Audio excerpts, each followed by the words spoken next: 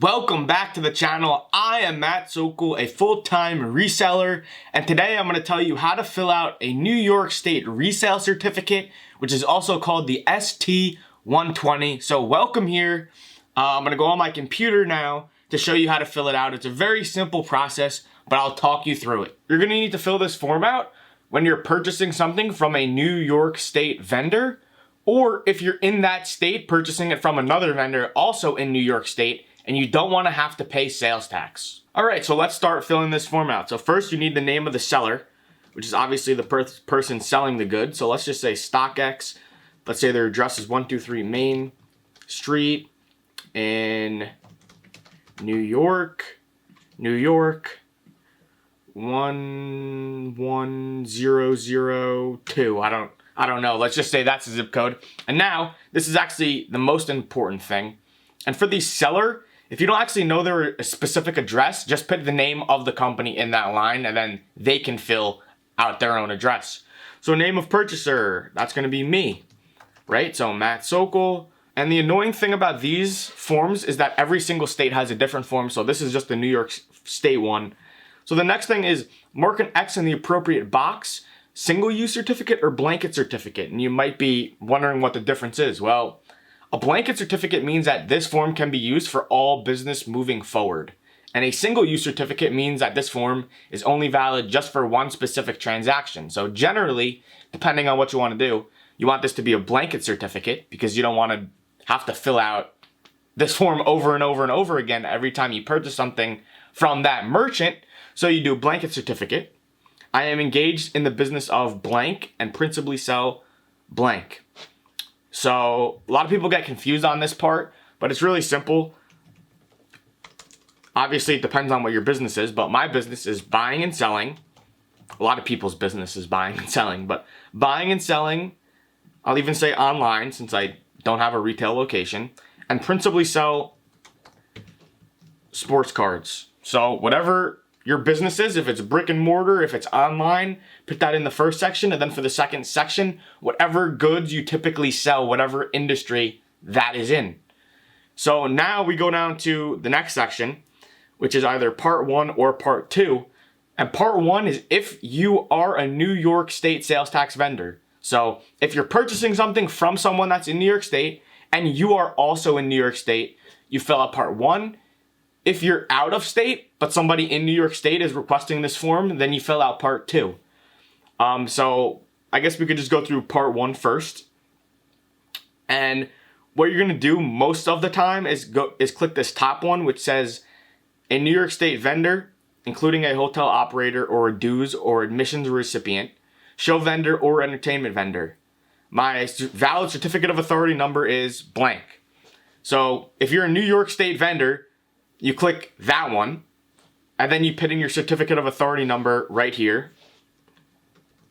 Your certificate of authority number is the number that is on your certificate of authority, which the government gives you to say that you're legally allowed to collect sales tax. So to be able to fill out this form, you do need to have a certificate of authority number, or depending on what state you're in, some sort of number to show, hey, I have the right paperwork and I'm legally allowed to collect sales tax in this state. The whole reason for filling this form out in the first place is to show that you don't need to pay sales tax on a purchase because either you're going to be charging sales tax when you sell it or the ultimate end consumer is going to pay the sales tax. So you need to show the government, hey, I have a legit certificate of authority number. And that reminds me also about this form in general. This form does not actually get filed with anyone. It doesn't get reported to New York State. It doesn't get ran through their database. This form is just for merchants to have on file, on record. This way, if they ever get audited or if anything ever gets looked into in regards to sales tax, they could say, hey, this is why I didn't collect sales tax because I didn't need to, because this person is a reseller and they're going to be collecting sales tax. So also understand that. If you're not a valid New York State vendor and you're a temporary vendor in New York State, then you would click this second box. And then as far as this second half of the question, which says, I am purchasing, obviously depending on what your situation is, the answer is going to be different. But generally the answer is going to be A, tangible personal property other than motor fuel or diesel motor fuel for resale in its present form or for resale as a physical component part of tangible personal property for use in blah, blah, blah, blah, blah, and it just goes on. So 99% of your situations, you're going to want to go with A. Of course, if you're buying something that is a service that you're going to be reselling, you need to do B. And if you're selling food or drink, you need to go with C. Now for part 2, for people that are outside of New York State, it's going to be a little bit different. You're going to need to fill this out, which says what state or jurisdiction you're in, which would be the state that you have the license to collect sales tax in. Let's just say you're in Washington and have been issued the following registration number. And then it says if sales tax or VAT registration is not required and a registration number is not issued by your home jurisdiction, indicate the location of your business and write non-applicable on the line requesting registration number. That's a confusing thing. Basically what that means is that if you're in a state that has no sales tax, which I know this kind of sounds weird, because if you're out of state, you might say, why do I have to fill out a New York certificate? But really the reason is just so the person selling it to you doesn't have any liability for that sales tax.